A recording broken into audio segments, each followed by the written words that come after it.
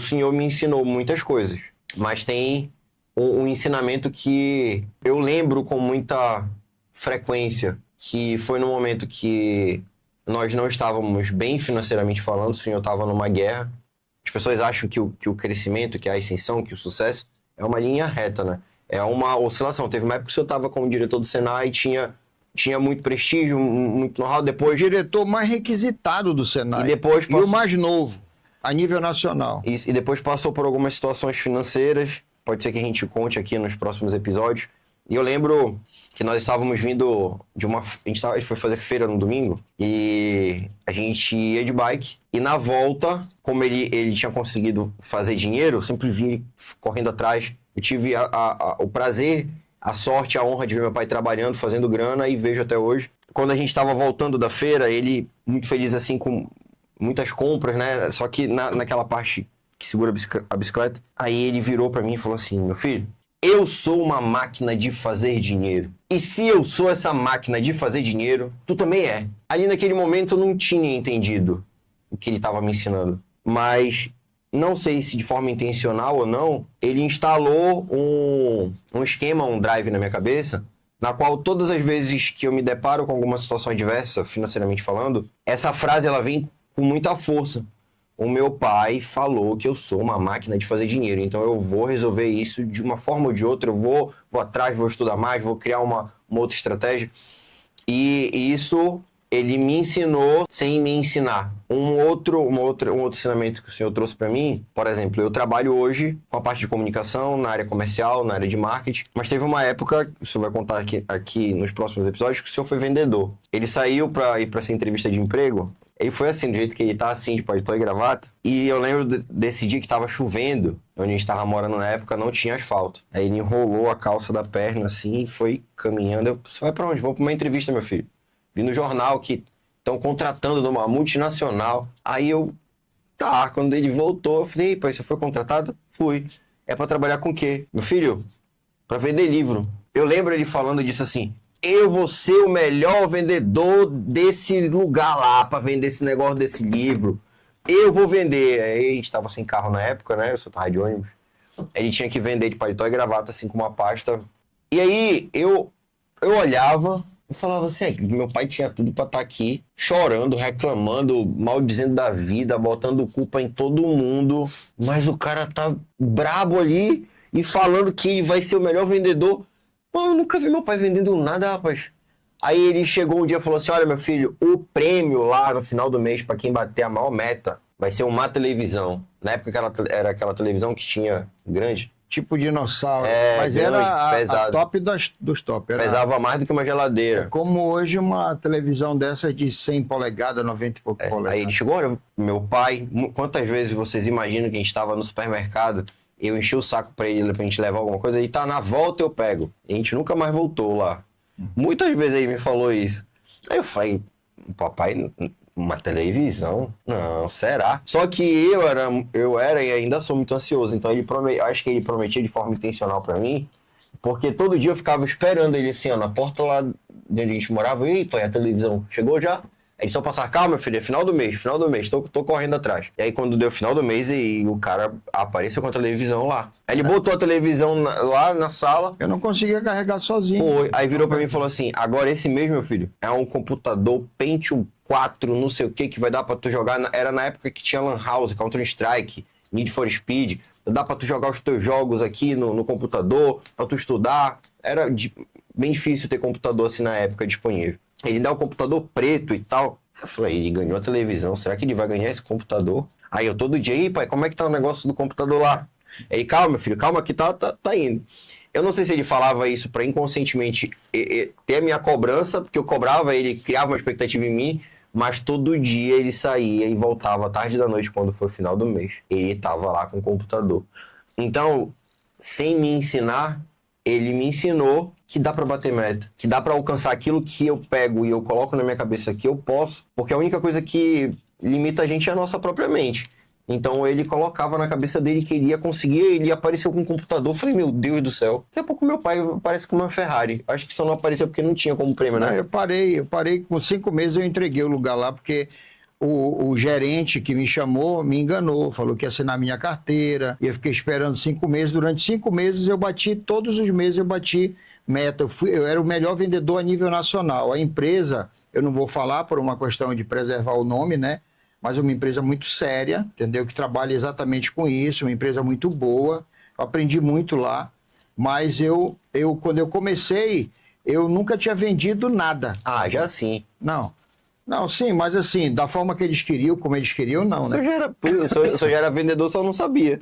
E aí é o seguinte, te dizer, Marcelo, que Tá, o que o senhor aprendeu com o vovô e com a vovó, sem eles ensinarem? O meu pai, ele foi para mim uma referência negativa. Então, tudo que tinha nele que eu não gostava, eu aprendi a não fazer. Mas não teve nada assim no vovô que me ensinou assim positivo? Só uma coisa emblemática nele era a honestidade dele. Eu me lembro que ele, motorista num táxi, ele pegou um garimpeiro, o garimpeiro estava cheio do mé, né? E deixou o garimpeiro na rodoviária. Quando ele voltou para casa, ele encontrou uma bolsa cheia de diamante, de ouro, dinheiro, e ele ficou agoniado com aquilo. Dinheiro, aquela bolsa mudaria a nossa vida de uma forma bem positiva. Ele podia até ter comprado 2 carros se ele quisesse na época. Aí eu me lembro que ele disse assim, eu estava na sala e disse assim, pai, esse pessoal deixou isso aqui, não sei o que é que eu vou fazer. Eu disse, o que foi isso aí, pai? O que é isso? Nem olha que isso aqui não é meu, vou ter que ir atrás para devolver. Depois que eu vim saber que era diamante e tal, ele saiu. Isso saiu no jornal, não foi? Saiu, ele foi considerado motorista padrão de honestidade pelo, na época, governador do estado, Jader Barbalho. Deu para ele, inclusive, a cortesia de um carro, ele ganhou um táxi para ele pagar como ele pudesse no Bampará, porque foi homenageado ele, inclusive, na época. Isso foi muito positivo para mim, porque eu acho que você tem que ser honesto, sincero, leal com você e com as pessoas. Isso eu aprendi com ele. Com a minha mãe, foi o contrário. Tudo que a minha mãe pôde me ensinar de bom, eu aprendi com ela, tudo. Eu aprendi a ser humano bom, ser humano humilde, uma pessoa que fosse amigo das pessoas, que procurasse fazer o bem, não olhasse a quem. A minha mãe era o sorriso o tempo todo no rosto, mesmo passando por tudo que ela passou. E ela era muito intrépida e empreendedora. Eu aprendi isso com ela. Então, são ensinamentos que Deus trouxe para dentro da minha família, tentei passar para vocês, e quando você menciona que eu estava na bicicleta com você, e eu parei e disse assim, eu sou uma máquina de fazer dinheiro, é que eu não queria que você se envolvesse emocionalmente com aquele momento que eu estava numa bicicleta, depois de saber que eu já tinha tido carro, eu tinha passado por uma série de situações favoráveis, tínhamos morado em casa com piscina, você tinha babá, você tinha um monte de coisa, eu não queria te tirar desse ambiente, que a tua mente ficasse confortável com isso.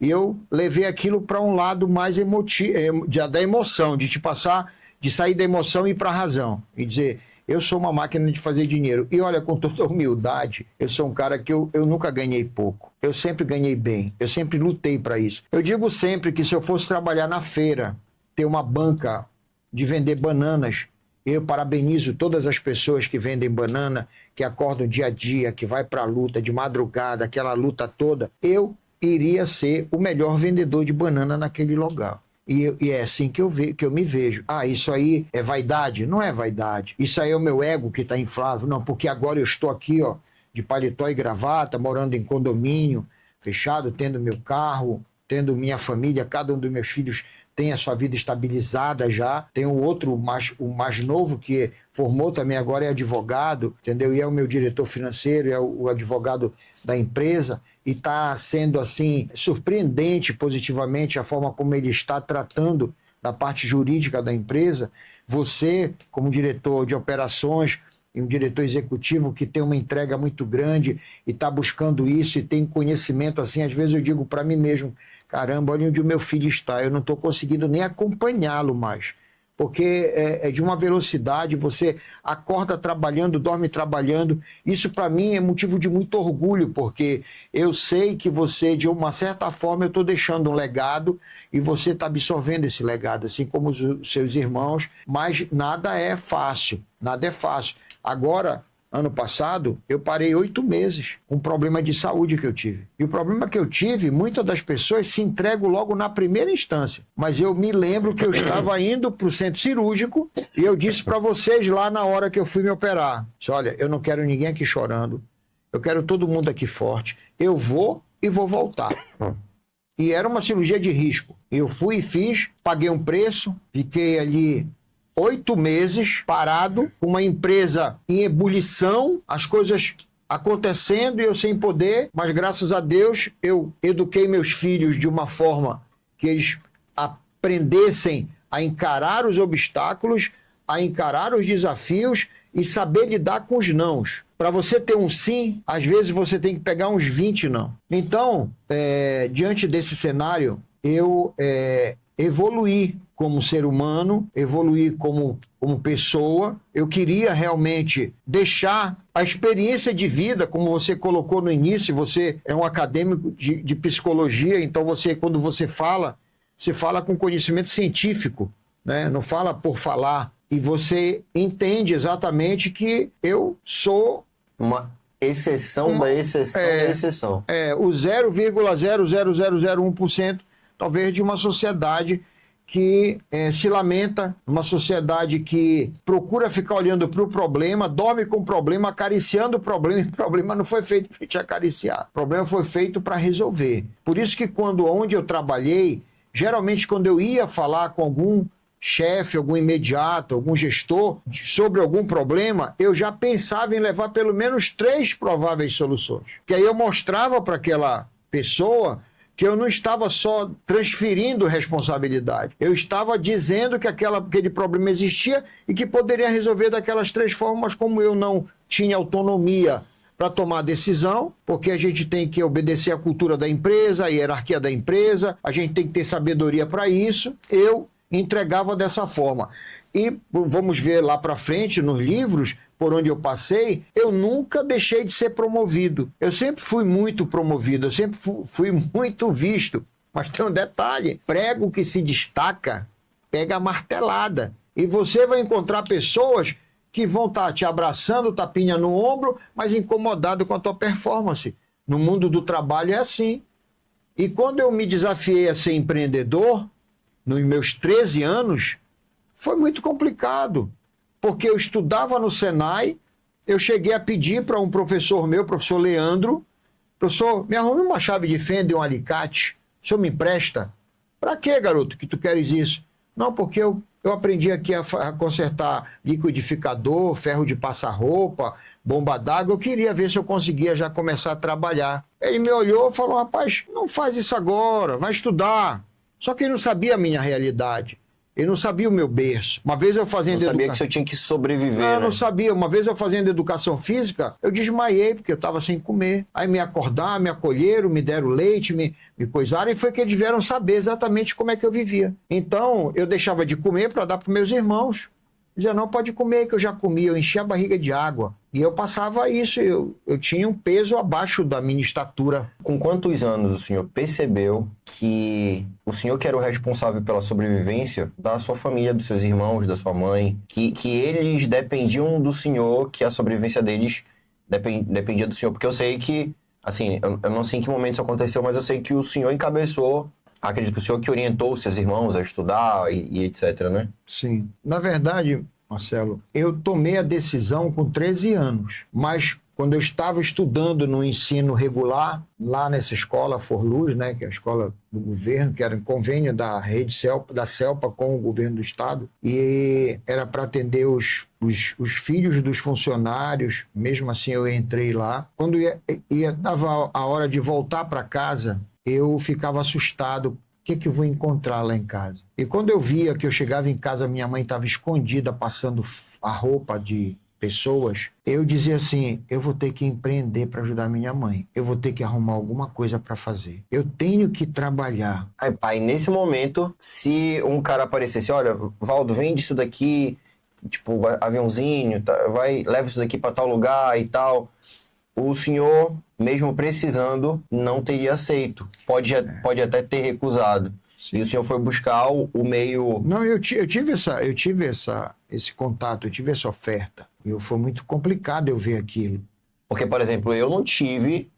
Não, graças a Deus. Eu não tive que lidar com esse tipo de experiência por conta... Por isso que é muito complicado as pessoas se compararem. Agora você entende por que eu me esforçava muito para levar vocês e buscar vocês do colégio. Sim.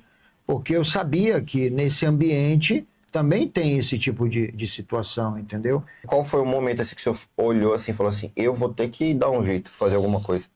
Quando eu estava foi quando eu fui para o Senai. Quando eu soube da história do Senai, aí era um amigo meu que falou, rapaz, está tendo uma escola aí que o cara faz o curso, ele tem um aprendizado, mas como é que eu vou fazer? Vou parar de estudar? Ele, não, lá tem escola também, lá você faz 2 séries em um ano. E eu vou para lá. Eu sou louco para aprender a mecânica, eu vou para lá. O vô não teve influência nisso, não, pai? Não. Porque eu lembro, a imagem que eu tenho do vovô, ele mexendo, fazendo manutenção Não, em carro. não, eu via ele fazendo isso. Ele era curioso, né? Meu pai era um autodidata. Até quando eu comprei meu primeiro carro, instalação do som, pedi para ele instalar, ele instalou o som e tal. Ele fazia esse tipo de coisa. Porque depois de um tempo ele parou com essa agressividade com a minha mãe, depois que ele entendeu que tinha um homem dentro de casa. Porque mesmo novo, eu me tornei o provedor do lar. Sim. Inclusive sustentando ele também. E aí eu fui para lá, nós fomos nos inscrever, eu e esse meu amigo. A gente não sabia nem como ir para lá na época. O senhor teve que amadurecer de forma muito precoce, né? E aí, com 13 anos, eu já tinha feito o primeiro ano, né, no Senai, e eu já sabia mexer, consertar, lá que a gente aprende. Uma escola fantástica, o Senai. Eu devo muito ao Senai, por muita coisa que eu sei hoje. É uma referência para mim. E olha que eu trabalho numa instituição que, quer queira ou não, a gente compete com o Senai. Mas longe de desmerecer a força dessa empresa, mantida aí pela Federação das Indústrias, através do Senai, a gente vai ver lá para frente. Eu fui fazer especialização em Turim, na Itália, participei lá de uma especialização em metodologia da educação profissional. É por isso que hoje eu falo com muita autoridade sobre isso, porque eu sou capacitado para isso. Eu fiz uma especialização. E foi lá fora, né? No primeiro mundo. Então eu vi como funciona isso a nível da Europa. E a gente aqui agora não, que está muito globalizado, está muito acessível tudo. Mas naquela época, as informações só chegavam aqui num delay de 10 anos. A gente tinha uma defasagem de 10 anos para começar a fazer o que o pessoal já fazia lá. E a gente pegava sempre a rebarba. Eu digo educacionalmente falando, tecnologicamente falando. O Brasil nunca foi um celeiro de criação tecnológica, muito pelo contrário, a gente importa muito isso. Agora que está mudando esse cenário, né? Mas a gente tem a Embraer da vida aí, que é uma empresa que dá um show na parte de aeronave. Porque a nível a parte histórica mesmo, o Brasil é uma colônia de exploração, né? Então, pouco se teve investimento em relação à parte educacional. Eu não estou aqui criticando nada de governo, entendeu? Eu estou falando que é uma coisa estrutural, que já vem de décadas e décadas. E espero em Deus que, de fato, esse assim, país mude através da educação. E até hoje, eu sempre falo isso. Eu, por exemplo, o senhor é técnico em eletrotécnica. Eu lembro que o senhor sempre me incentivou, mesmo hoje eu sendo engenheiro mecânico, a fazer um curso técnico em mecânica ou em outra área, para que me desse base de conhecimento e que quando eu fosse para engenharia fosse mais fácil. Mas, como a minha mãe teve uma outra educação, a minha mãe já tinha uma outra abordagem, para vocês entenderem a questão da mentalidade, né? Se eu fizesse o curso técnico, eu iria já ter uma profissão, mesmo o meu pai sendo técnico, e logo em seguida eu já iria trabalhar e isso poderia me atrapalhar na faculdade. Então, que eu me dedicasse para a faculdade. E o que acontece? É muito comum a gente ver um preconceito enorme com a classe dos técnicos, assim, da família pegar e falar assim, olha, meu filho vai fazer um técnico em eletrotécnica, e esse preconceito com a classe dos técnicos, de fazer um curso técnico para só depois fazer uma graduação, criou um rombo no mercado, porque hoje, se a gente pegar um curso de administração, quantos administradores o senhor acha que tem no Brasil? Hoje, qualquer universidade que deu entrada no MEC, no Ministério da Educação, um dos primeiros cursos em EAD é administração. Isso, eu não estou falando em relação ao curso, mas eu estou falando em relação a dados. Abriu uma porta de muitas pessoas formadas em administração em várias instituições de ensino superior. Ou seja, existem muitos administradores. Agora, se a gente for contar, se a gente for botar assim, contabilizar, quantos técnicos em mecatrônica, em eletromecânica, em eletrotécnica, em mecânica tem hoje no Brasil? São pouquíssimos comparado, por exemplo, ao nível superior. Aí isso fez com que a mão de obra do técnico ficasse cada vez mais valorizada e mais escassa. Tem um aluno nosso, um cliente nosso, depois que ele fez a certificação de edificações, o salário dele saiu de 4.500 para 80 mil reais. Mas isso aí é recorrente, né? Sim. Isso não é apenas o Jeová, né? E parabéns para ele. Ele tem entendido esse processo, né, de mudança e tal.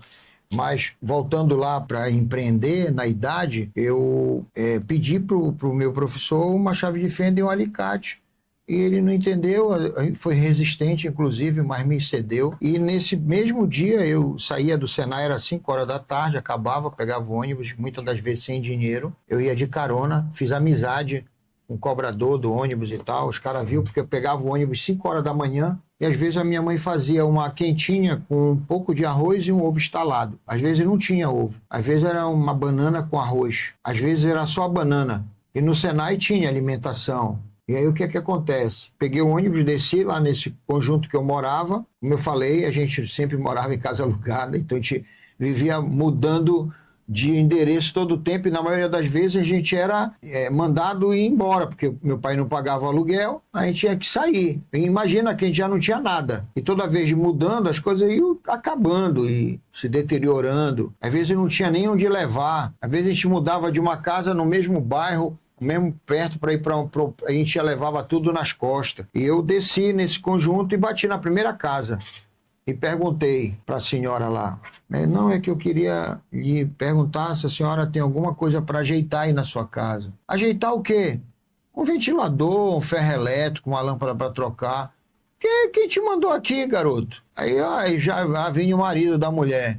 Quer, rapaz? Quer, menino? Que tu quer? Não, senhor, é que eu estava querendo ajeitar isso aqui. Eu não quero dinheiro, eu quero só... Eu estudo no Senai, eu aprendi uma profissão, eu queria já começar a trabalhar para ajudar minha mãe e meu pai, porque às vezes a gente não tem o que comer. A pessoa olhou para mim e falou, olha, tu pode entrar, tem um ventilador. Ele, pega aquele ventilador, amor, que parou. Me deram o ventilador, eu com uma chave de fenda e um alicate, não tinha rolo de fita isolante, não tinha material adequado para mexer. Eu, graças a Deus, Deus foi misericordioso comigo, eu consegui consertar o ventilador. E o cara ficou me olhando e falou, rapaz, não é que tu sabe mexer mesmo? Que mais que tu mexe?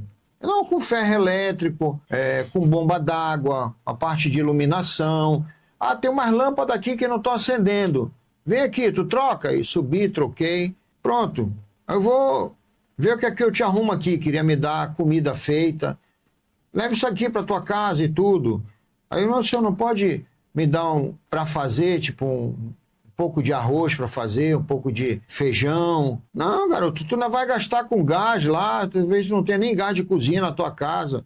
Não, mas a minha mãe cozinha no carvão mesmo. Não tem mesmo gás, é no carvão que ela põe. E aí eles me deram, foi uma quantia lá, toma como se fosse hoje R$50. E eu fui, parei na primeira taberna, comprei arroz, comprei feijão, comprei o que pude, comprei pão, comprei ovos, que ovos pra gente era luxo. Cheguei em casa, minha mãe ficou assustada. Que é isso, meu filho? Não, mãe, que eu tô consertando agora as coisas, eu vou começar a trabalhar. Lembra que eu disse pra senhora, lá naquela lagoa, lá naquele onde que eu ia tirar, a senhora disse, eu vou tirar. E aí começou o Val do empreendedor. Com 13 anos, quando eu voltei lá com o professor, que eu fui devolver o alicate, ele falou, o que foi que tu fizeste? Eu contei para ele a história. Aí ele disse, não, então peraí que eu vou te dar uma caixa de ferramenta. Ele me deu uma caixa de ferramenta e eu andava com essa caixa de ferramenta para cima e para baixo. Não era o meu amuleto da sorte, era a minha sobrevivência ali. Eu vi naquelas ferramentas que eu podia fazer alguma coisa por mim e pela minha família. Acabou que eu tinha uma rede de clientes já. O pessoal já levava em casa as coisas para consertar. Quando eu chegava em casa, minha mãe dizia, olha meu filho, a vizinha dali trouxe isso aqui, o outro trouxe isso aqui, o outro está querendo que você vá ver o negócio que deu problema lá, que queimou não sei o quê. E a partir daí, nunca mais eu parei de empreender. E aí entra nesse game da vida várias situações adversas. Complicação com meu pai, ele chegava bebido, me lembro que uma vez ele quebrou um ventilador de um cliente que estava lá. E eu fiquei apavorado, mas graças a Deus o cliente não fez questão que eu pagasse, que eu fui contar para ele a história, né? E ele se comoveu com isso, Deus ajudando o tempo todo, e Deus seja louvado por tudo. Eu sirvo um Deus que é um Deus que pode todas as coisas, nesse Deus eu confio, Ele que me deu sabedoria, discernimento para eu chegar onde eu cheguei. Então, meu filho, Foi assim que começou, né? Quando você fala do técnico, da postura sua, da sua mãe, é porque ela verdadeiramente ela tinha uma visão mais holística. Ela tinha uma visão, uma cosmovisão. Ela estava com uma visão e eu estava com a visão da águia. A visão da águia é ver o alvo e pá. É por conta pegar. muito da experiência sua e Sim, da dela, né? A vida dela, familiar, uma vida estruturada. 11 irmãos, todos formados e tal. Então, falando sobre os técnicos, né? Tem umas máximas aí que a gente ouve que o Brasil só funciona porque tem técnicos acordando cedo. Isso é uma verdade. Não desmerecendo as outras categorias de graduações, de engenheiros, de pessoas formadas, mas o técnico tem um papel muito relevante, muito preponderante na construção desse país. Enquanto muitas pessoas, muita gente fala, o técnico é que faz. Isso é outra máxima, que de fato isso é uma verdade. Eu estive lá como técnico. Eu estive lá onde você está hoje, passando por desafios e tendo que ter voz, e tendo que ter uma digital forte. Por isso a gente criou a elite dos técnicos brasileiros. É uma comunidade ímpar, exclusiva. Você já faz parte disso? Venha para a elite dos técnicos brasileiros. Sabe por quê? Que eu estou fazendo com que o pessoal de RH, das multinacionais, das grandes empresas, das Forças Armadas, possam entender o papel relevante desse profissional que é o técnico. Porque não tem como mais a gente deixar isso no anonimato. As pessoas têm que reconhecer e valorizar o papel desse profissional, que geralmente exerce função de supervisão. E olha o conceito da palavra supervisão. Uma visão de Tandera, tem uma visão além do alcance.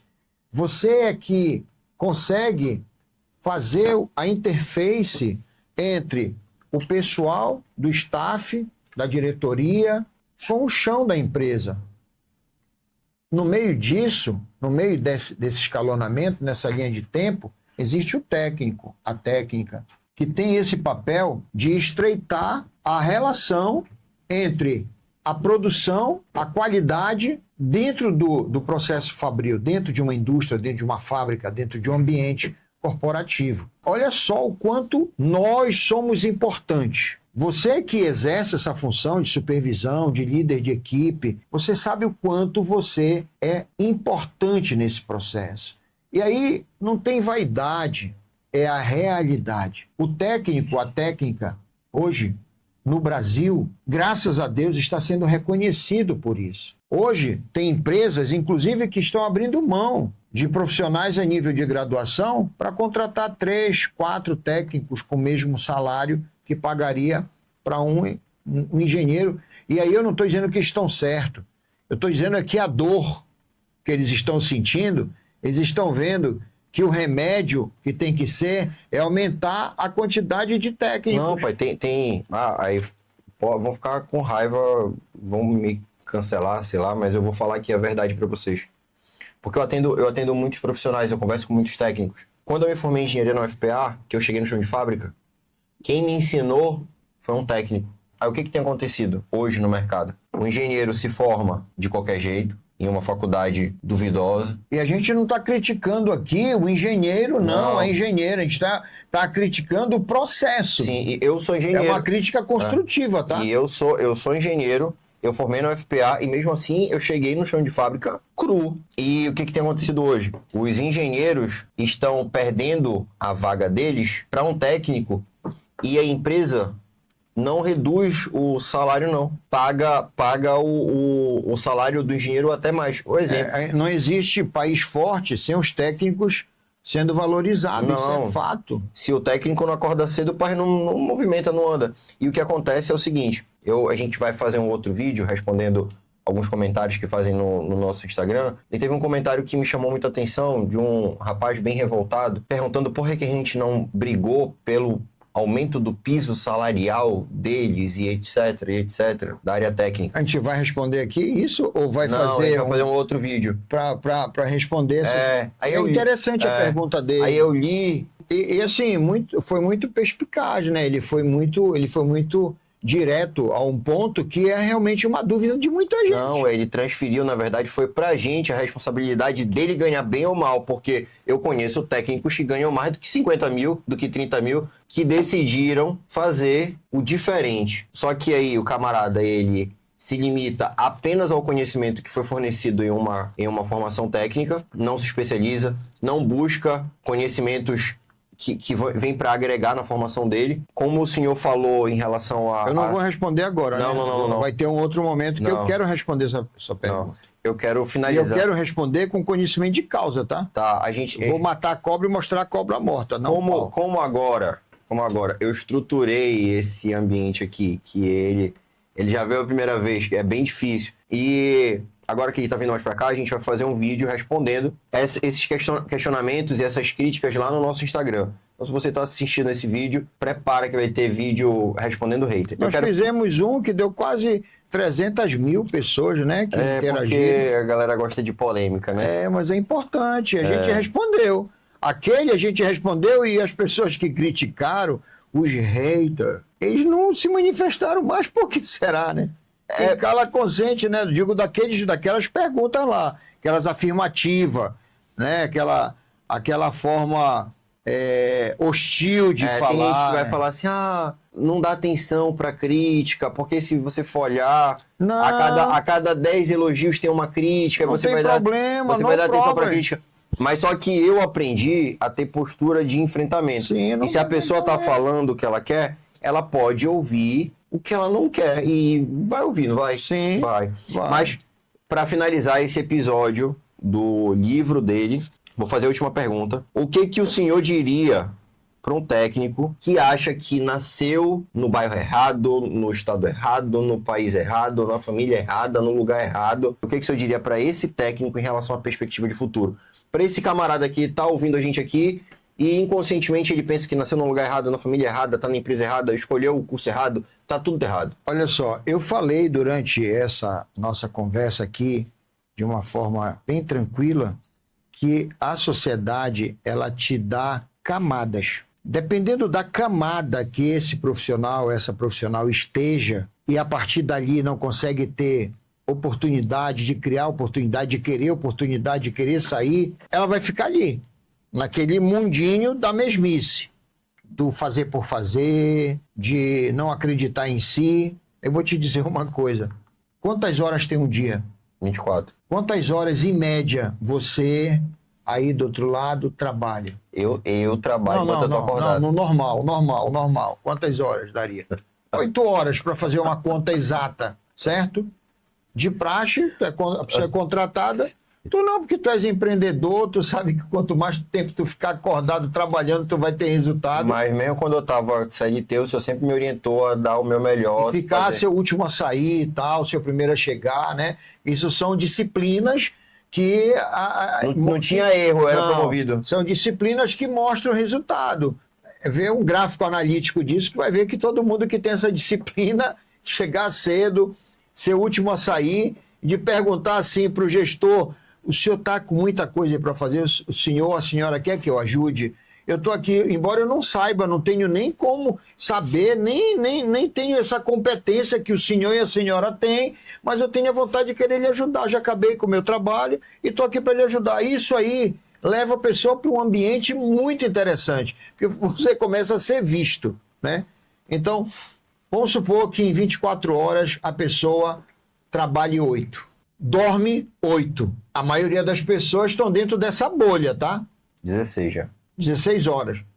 Mas tu me disseste que um dia tem 24 horas e as outras 8 horas. A pessoa faz o quê? É aí que está a diferença. Se você quer ser um profissional, uma profissional de destaque, se você quer fazer parte da elite dos técnicos brasileiros, entenda que basta você querer, mas você tem que ter autodisciplina. Você tem que fazer um refinamento no teu perfil profissional. Porque para fazer de qualquer jeito, todo mundo faz. Quando você faz de qualquer jeito, acabou. Você perdeu uma grande oportunidade de fazer o seu melhor. Quando você não sabe para onde ir, qualquer lugar serve. Muitas das vezes, no jogo de futebol, existe 11 pessoas que estão jogando, um técnico, uma torcida para cobrar, para exigir, mas tem também um banco com mais 11 pessoas. Por que será que existe o banco de reserva? Você aí quer ser parte do banco? Quer ficar na reserva? Ah, não quero. Eu não aceito isso. Você fez por onde? Está lá disputando as 11 vagas, os 11 titulares? Ou você não consegue nem ser titular, nem ser reserva, quer ser torcedor? Batendo palma para a história dos outros. Ouvindo de um amigo, de uma amiga, ei, eu consegui passar naquele concurso. Olha, eu estou com diploma de técnico por competência do Grupo Educacional Ietã e eu passei no concurso público e hoje eu estou trabalhando, sou concursado. Olha, eu peguei o diploma, como o Jeová fez, peguei o diploma do Grupo Educacional Ietã e fui buscar a minha história, construir a minha história. E hoje eu passei de um salário de menos de 5 mil para 80 mil e o céu é o limite, porque eu acabei de construir minha casa, eu estou ganhando meu dinheiro, honestamente. Você aí que disse que esse diploma não vale, que não tem validade, ou está criticando, você tem que aprender a bater palma para as pessoas que conseguem, porque pelo jeito você não vai nunca conseguir. Porque você, em vez de estar perdendo tempo criticando, você devia estar entendendo como é que está hoje essa engrenagem, como é que ela funciona. Você quer ser o ferro que desgasta na engrenagem ou você quer ser o óleo que lubrifica tudo? Essa é a grande diferença do profissional. Então, eu sempre quero ser o óleo. Eu não quero estar no atrito do desgaste. Eu quero ser a solução. E quando você se coloca como solução, aí a questão é outra. Aí você vai para um ambiente onde você tem condições. Eu vou dar um exemplo aqui, ludicamente também, né? Nessas 8 horas que sobram, é aí que estão os grandes vencedores, os profissionais de sucesso. Eles pegam essas 8 horas, porque já dormiu 8, já trabalhou 8. Aí a pessoa diz assim, tá de bom agora, tá beleza, agora eu vou brincar, vou jogar futebol, eu vou pro cinema, nada contra. Mas se você entender que você ainda não conquistou o que você quer e que você tem 8 horas para buscar isso, olha, são 8 horas, comparado às 8 que você trabalhou, você vai ter, já dormiu, já descansou, pega isso e vai construir uma história, vai construir um legado, vai te aperfeiçoar, vai fazer um treinamento, vai fazer um curso, vai buscar uma instituição séria para te atender, para te acolher, igual como é o Grupo Educacional Ietã. A gente tem um mix de produtos, tem uma prateleira completa para poder te atender. A gente dá oportunidade, criamos a elite do técnico brasileiro para que você aí que está me ouvindo, que é técnico, seja de que instituição você se formou, será que ela te deu esse acolhimento dessa elite dos técnicos brasileiros ser emitido relatórios para dentro das indústrias, das empresas, das multinacionais, dizendo que a gente tem você que faz parte da elite? E quem estiver assistindo aqui deve conhecer a Gabriela. A Gabriela trabalha diretamente comigo. Ela estava fazendo atendimento de um cliente, aí o cliente falou assim para ela, Gabriela, eu tenho 15 anos de experiência. E eu quero fazer minha aferição em eletrotécnica. Mas esses meus 15 anos de experiência, eu trabalhei em várias áreas do nicho da eletricidade. Como que o empregador, além do meu currículo, ele vai ter acesso a essa informação de que eu tenho experiência nessas outras áreas aqui, né, que são especialidades dele, né? Aí ela veio e perguntou pra mim, isso vai no diploma, ou esses 15 anos de experiência dele também vai no diploma? Eu falei assim, não, mas o que vai no diploma é a aferição por competência na área de eletrotécnica. E a grade curricular do técnico regular, que é compatível com a experiência, né? Mas nós temos dentro do kit do técnico da elite uma carta exclusiva de recomendação, na qual, nessa carta exclusiva de recomendação, assinada pelo presidente, Dr. Valdo Oliveira, a gente recomenda esse profissional para o mercado de trabalho. E nessa carta vai escrito tudo o que ele tem de experiência, de especialidade. Então, a gente... Estou dizendo que essa carta, o pessoal do RH das empresas multinacionais, eles já sabem que a gente emite para o técnico da elite, tá? Quando chega lá, já sabe, realmente esse pessoal passou pelo grupo educacional IETAM. Porque a gente não está preocupado apenas em fazer a impressão de um certificado e entregar na mão desse profissional. A gente está preocupado em fazer essa aferição da forma correta e de garantir que esse profissional tenha, de fato, sucesso. E a bem da verdade, né, Marcelo? Isso tinha que ser uma prática de todas as instituições de ensino. Não, aí estão preocupados só em imprimir diploma. Pois é, isso tinha que ser uma realidade, porque é inadmissível você pegar uma pessoa que acreditou na sua instituição e depois deixar essa pessoa ao relento, né? Diferente da gente que dá e-book, recomenda para a parte do mercado de trabalho, porque hoje, o que nós temos hoje de autoridade para falar sobre, e com toda a humildade, eu fui o autor do projeto lá em 2014, que deu origem a tudo isso, essa certificação por competência. Depois desse projeto, tudo virou cópia. Assim, mas eu fui o pioneiro, eu fui o desbravador, eu tive que enfrentamentos que foram difíceis. É o que eu falo de estourar a bolha. Você aí que é técnico, como é que você está vendo você dentro desse cenário, no e-company, no mundo corporativo, dentro das empresas, dentro das indústrias? Você como autônomo, como empresário, como eu me via. Lá com 13 anos eu já me via empresário. E olha que eu já montei várias empresas. E várias empresas eu já fechei. Mas só que eu não fechei e deixei dentro de um baú, dentro de uma caixa. Eu peguei o que eu não aprendi, onde eu errei, e trouxe para dentro do Grupo Educacional IETAM. E é por isso que hoje nós somos uma referência. Então, sabe a historinha da raposa e do coelho? Então, vou te contar para a gente finalizar. O coelho estava dentro da mata comendo lá a cenourinha e tudo, ele mais os amigos, aí a raposa chegou. Pá! Quando a raposa chegou, os coelhos correram, mas um ficou acuado. E a raposa perguntou para ele: coelhinho, coelhinho, o que tu sabes fazer? E o coelhinho disse: dona raposa, eu só sei correr. Ela: não, mas eu não, eu subo em árvore, eu nado, eu mergulho, eu corro.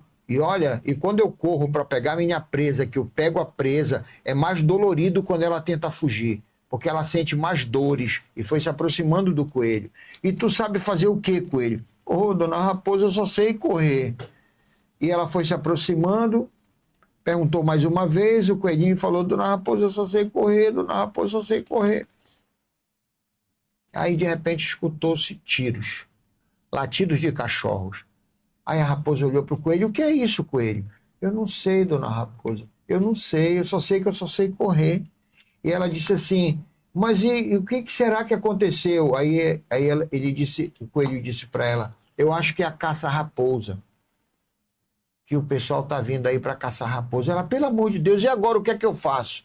Eu não sei, dona raposa, já sei, vou me esconder. Não sai daí não, que eu vou atrás de ti. O coelho, quando a raposa deu o primeiro salto para se esconder, para subir numa árvore, o coelho foi embora, correndo, e a raposa ficou lá na frente. O coelho escutou os tiros. Pá, pá, pá, pá. Ele chegou junto dos amigos dele e: rapaz, tu sobreviveste como? Aquela raposa, ela é implacável, ela já matou muito da nossa geração. Ele disse: olha, eu não sei, eu só sei que eu só sei correr. Moral da história, gente. Tem gente que quer fazer muita coisa na vida. Tem gente que quer cantar, assoviar e chupar cana ao mesmo tempo. Tem gente que diz que eu sou o Severino, eu faço tudo. Eu sou aquele profissional que o que tiver que fazer, eu faço.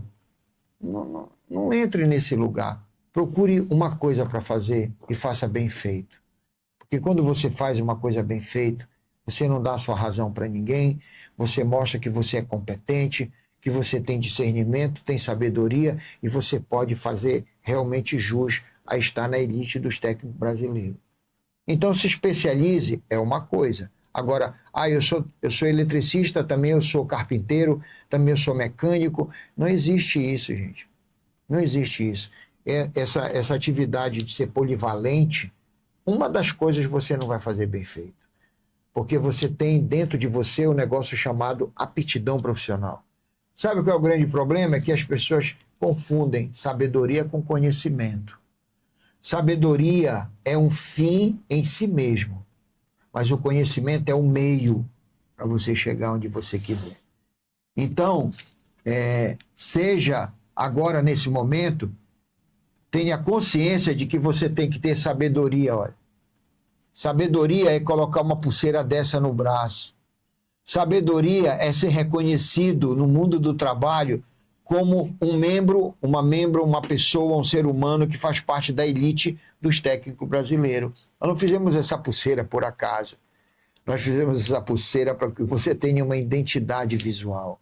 Para que você possa olhar e dizer assim, quem te vê vai dizer, olha, essa pessoa aí, ela faz parte daquela escola, aquela instituição do IETAM, que foi primeiro lugar na revista Exame, tricampeã na região norte, que foi homenageada no Panamá, que tem hoje uma matéria que saiu na América Latina toda, que tem reconhecimento dos órgãos públicos, das empresas privadas, que tem atestado de capacidade técnica das multinacionais, das grandes empresas, que sabe o nosso trabalho, que tem o atestado de referência, o termo de referência da Superintendência Regional do Ministério do Trabalho e Emprego. Você já pensou que é um auditor chegar numa empresa e perguntar para aquela empresa, cadê a comprovação da documentação desse pessoal? E quando eles olham que é um egresso, um ex-aluno do Grupo Educacional IETAM, que tem a elite, tem a pulseira, e ele dizer assim, olha, essa empresa é séria, porque vai puxar lá no nosso CNPJ e vai ver tudo que nós temos de reconhecimento. A única empresa que você encontra hoje no país que tem o reconhecimento de uma Câmara Municipal, a maior honraria que uma instituição de ensino pode ter, o Grupo Educacional IETAM tem, pela Comissão de Educação, que viu a seriedade do nosso trabalho. Nós recebemos isso em 2020, 2021 recebemos pela Câmara Municipal, em 2018 recebemos pela Assembleia Legislativa do Estado do Pará, como uma empresa séria que trabalha na formação, na aferição profissional de pessoas, e aí já são milhares e milhares de pessoas que a gente está atendendo, assistindo, que pode chegar com o nosso diploma e dizer assim, olha, esse aqui é o diploma da instituição que eu faço parte. De ter um profissional, que é o caso do Marcelo, que foi escolhido para ir para dentro de Brasília, para fazer parte de uma imersão de uma semana, de 8 à meia-noite, a 10 horas da noite, a 11 horas da noite, sendo avaliado, e trouxe o diploma de aprovado por ser parte hoje do MEC, da extensão do MEC, para fazer a aferição, para fazer o acompanhamento dos saberes e competências através da certificação técnica por competência. Se você duvida disso, você hater, duvida disso, provoca a gente para ele mandar o comprovante. Nós somos hoje parceiros do governo do Estado, que a gente atende às demandas reprimidas no estado de 144 municípios sobre a aferição profissional por competência, levando oportunidade de geração de emprego e renda, reduzindo as estatísticas negativas da exclusão social, da pobreza, da miséria, da fome, porque nós damos a cara a tapa. Nós provamos o que a gente faz. Pergunta aí, você que não faz parte ainda da elite, você que não faz parte da equipe da comunidade de técnicos do Grupo Educacional IETAM, que nos assistiu, e obrigado por ter nos assistido, por estar nos assistindo, porque esse livro, de uma certa forma, do nada ao império, te chamou a atenção, até mesmo que você venha criticar. Quem faz a certificação com a gente tem acesso em primeira mão à versão de lançamento, pré-lançamento, Tá. que está em PDF. Então, beleza. Mas de você olhar e dizer assim, de sentir orgulho, de dizer eu faço parte da elite dos técnicos brasileiros, porque, olha, eu estou aqui me comprometendo com você aí do outro lado, que você está na comunidade, na atividade como técnico, como técnica nesse país. Seja na área que for, seja para a área da indústria, seja para a área da saúde, seja para a área do turismo, seja para a área da gastronomia, seja para onde for das quase 60 áreas de ocupações ocupacionais que nós hoje temos. autorização, reconhecimento dos conselhos de classe, do Conselho Estadual de Educação, do MEC, do SISTEC. Você, em qualquer área que você esteja, pode ter certeza que nós vamos comprar a tua briga. Vamos brigar por você. Você vai ter voz. Ah, vai. Você pode ter certeza disso. Eu empenho aqui o meu nome. Eu assino aqui um termo de compromisso com você de que você vai ser visto neste mundo do trabalho, porque nós estamos brigando por isso. Nós estamos trazendo para o workshop os diretores, as diretoras, os representantes das multinacionais, das grandes empresas, pessoal de RH, para que a gente possa fazer uma imersão e buscar o que eles querem, o que é que de fato eles estão precisando, aonde nós não podemos até agora alcançar, qual é o tendão de Aquiles, como é que a gente vai fazer para melhorar o processo da produtividade, da qualidade e da competitividade, para que a gente atenda os processos de manutenções preventiva, preditiva e corretiva. Nós vamos trabalhar para isso. Gente, o mundo está exigindo que a gente tenha voz. E nós vamos, pelo Grupo Educacional IETAM, levantar essa bandeira do técnico da elite brasileira. E não importa que você não tenha feito conosco. Sinta-se acolhido, acolhida. Venha fazer parte. Você pode fazer a sua segunda certificação conosco e fazer parte da elite. Você pode ter um e-book completão para você poder fazer pesquisa, papirar.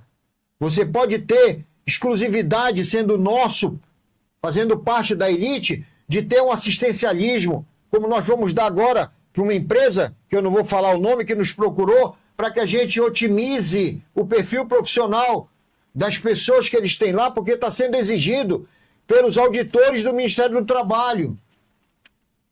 E sabe o que os auditores falaram lá para eles? Procura uma empresa séria chamada Grupo Educacional IETAM. Gente, nada do que a gente conquistou foi comprado, não. Foi conquistado. Com muita autoridade, com muita luta. Porque eu sou técnico. Eu não estou como técnico. Eu estou como diretor-presidente do Grupo Educacional IETAM, a maior e a melhor instituição de ensino nesse país. Se tem algum empresário que é da área da educação e quer discutir comigo isso no podcast, por que eu digo que eu sou a melhor e a maior? Está aberto, pode nos procurar. Eu faço com vocês uma live, eu faço para vocês, com vocês um podcast, e eu explico com que razão eu falo isso. Com que autoridade eu falo isso. Porque eu não estou aqui para brincar, não, de ser empresário na área da educação. A educação, ela te transforma, mas o conhecimento te liberta. E a nossa metodologia é uma metodologia ativa, de que você aprenda a fazer fazendo. Sabe por quê? Porque quem aprende não depende mais de ninguém. E a gente quer te levar para esse lugar. E esse livro, Do Nada ao Império, vai mostrar para você as ferramentas que você deve usar no seu dia a dia. Porque eu utilizei dessas ferramentas. Eu ouvi o seguinte, eu perguntei qual é o papel aqui, qual é o direito do estagiário. Lá dentro do Projeto Carajás, na implantação da Vale do Rio Doce, eu estava lá, eu ouvi, sabe o quê? O teu direito aqui é não ter direito. Mas sabe como foi que eu saí de lá? Eu saí de lá porque eu entreguei o lugar, não fui demitido. Eu entreguei o lugar para vir para o Sistema S, para o Senai.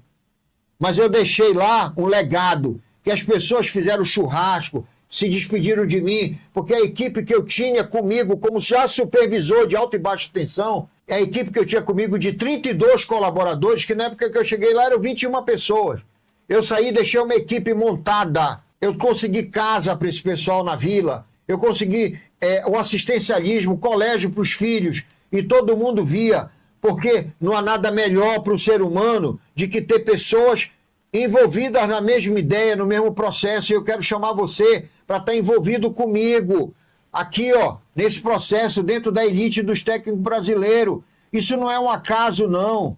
Isso é algo necessário. Venha fazer parte do Grupo Educacional IETAM, porque nós somos a certeza de te qualificar. Quando a vida te der escolha, faça a escolha certa. Escolha Grupo Educacional IETAM, educação tecnológica, inteligente e avançada para os novos tempos. Nós temos hoje dentro do Grupo Educacional IETAM um departamento de desenvolvimento de tecnologia educacional e inovação. Então, se você quer fazer parte desse pessoal que está brincando com a educação técnica, com o ensino tecnicista, é uma escolha sua, nada é por acaso. Mas eu estou te dizendo para você se desafiar, buscar o seu melhor. Não caia no conto de fada, não, gente. Esse encanto da sereia que estão dando aí. Nós somos copiados todo dia. Mas ninguém consegue fazer isso. Agora vão dizer que também tem uma elite aí, na empresa A, B, C, D, que também tem elite, vai copiar da gente. Mas seja racional, seja inteligente, seja intrépido, intrépida. Procure buscar esclarecimento sobre os fatos. Pergunte se eles têm o que nós temos. São mais de 5 milhões de pessoas que visitam as nossas redes sociais todo mês. Ah, é mentira? Pede pra gente que a gente manda lá o print. Mas saiba que a gente ainda nem chegou onde a gente quer. A gente está lançando aí o tecnólogo. Lançando o tecnólogo de saberes e competência, através do Notório Saber. Ah, daqui a pouco vai aparecer alguém que já está fazendo, mas sabe lá como está fazendo. Porque fazer de qualquer jeito, todo mundo faz, gente.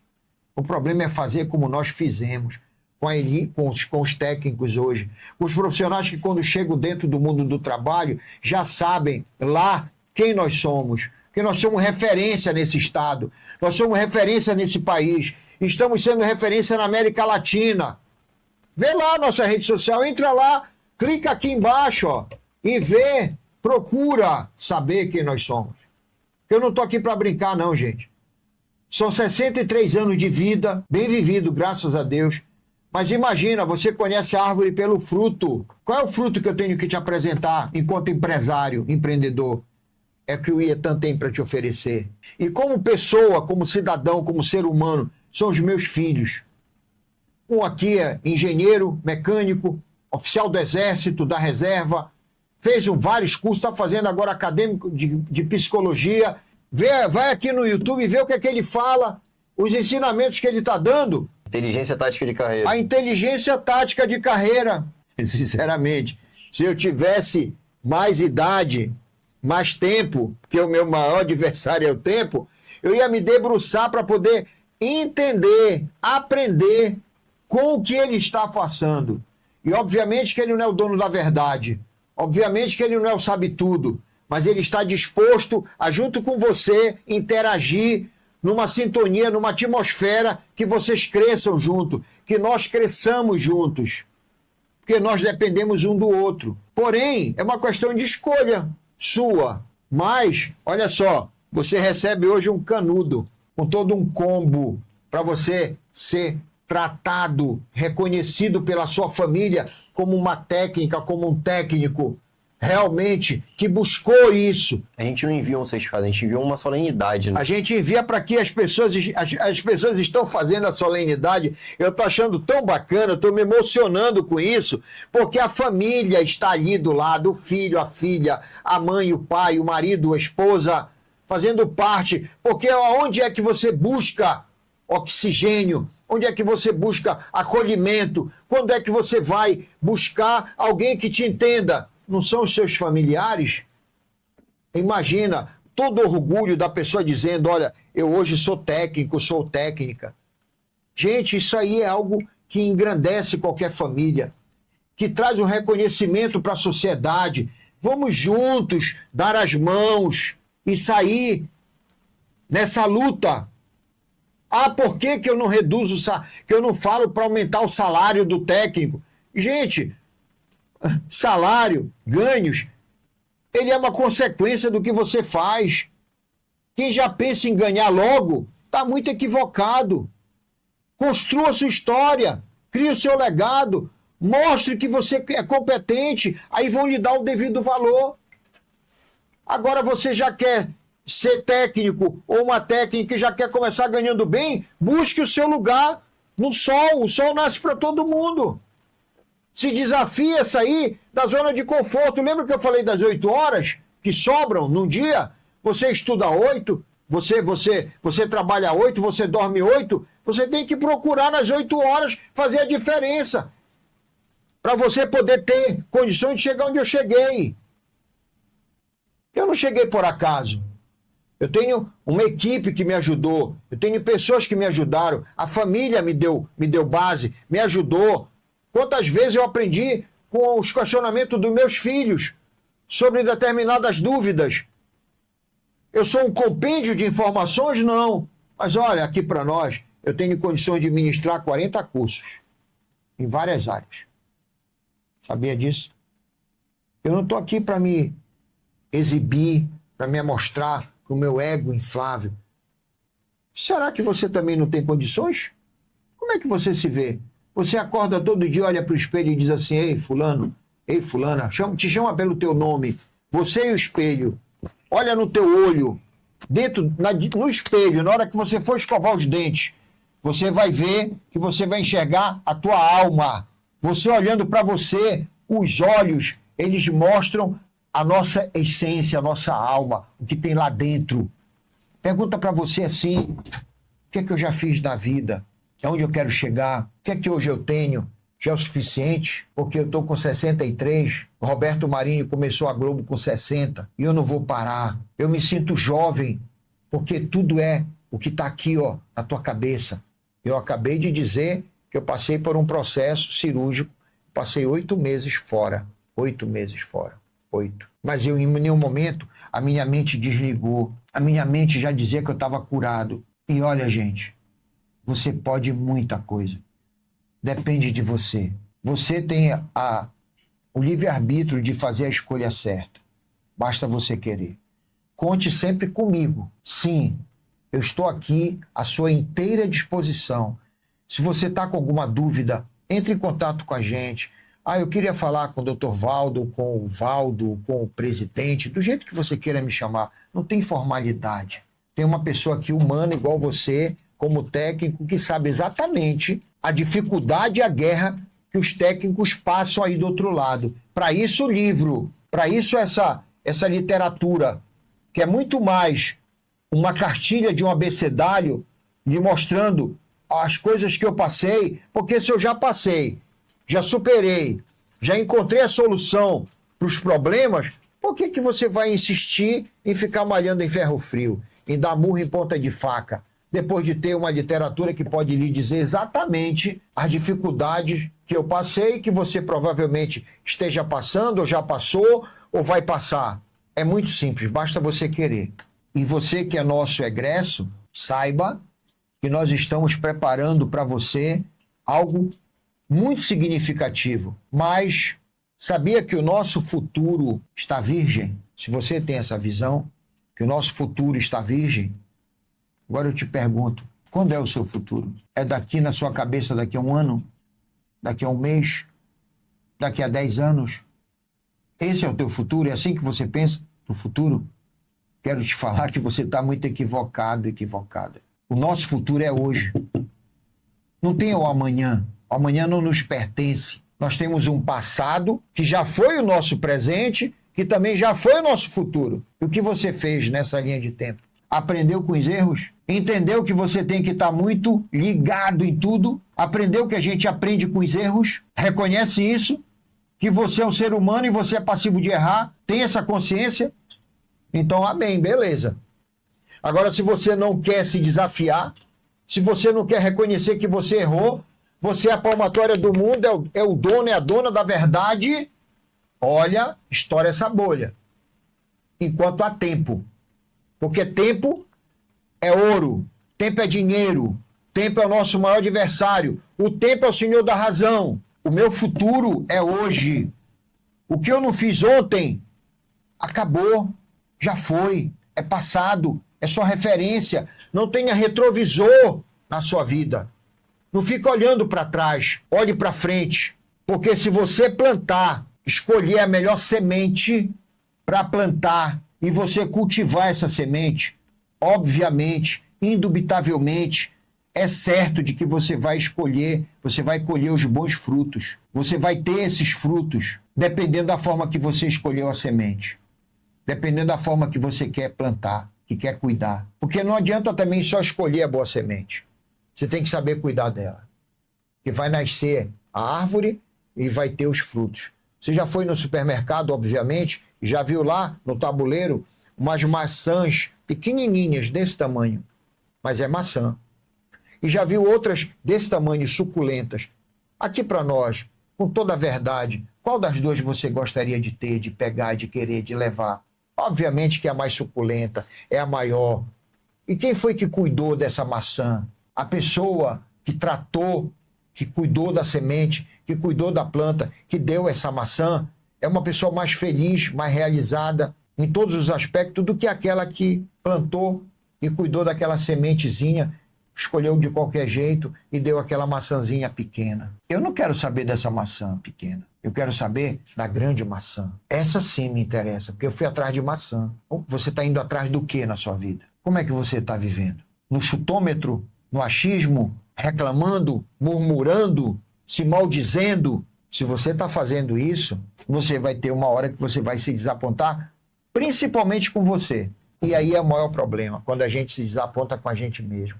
Quando a gente se julga incapaz.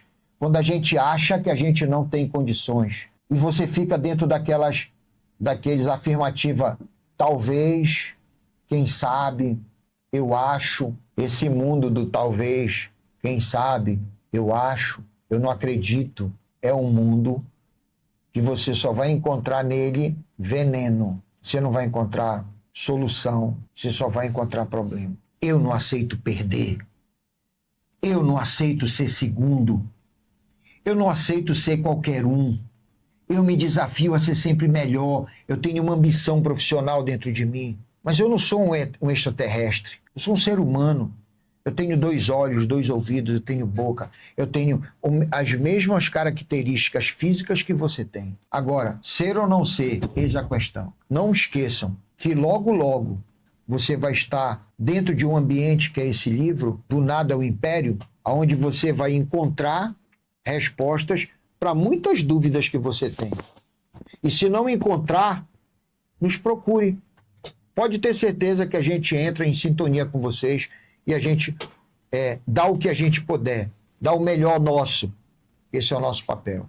Senhoras e senhores, para finalizar, o mais importante não é onde nós estamos ou onde nós nascemos. O mais importante é a decisão que a gente toma para onde nós vamos. E se eu decidir que o meu caminho é longo e que o meu destino ele é bem distante, e esse caminho distante vai me trazer sucesso, crescimento, autorrealização, desistir no meio de um caminho longo não faz parte do plano. Coloque uma coisa na cabeça de vocês. Não tenha plano B.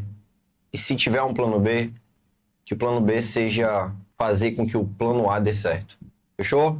Até a próxima. O próximo episódio é sobre como que ele conseguia estudar pela parte da noite, trabalhar de manhã, dar conta da minha mãe, noiva, namorada, eram os irmãos, a minha avó, como que ele conseguia organizar essa dinâmica toda e mesmo assim continuar crescendo. Fechou?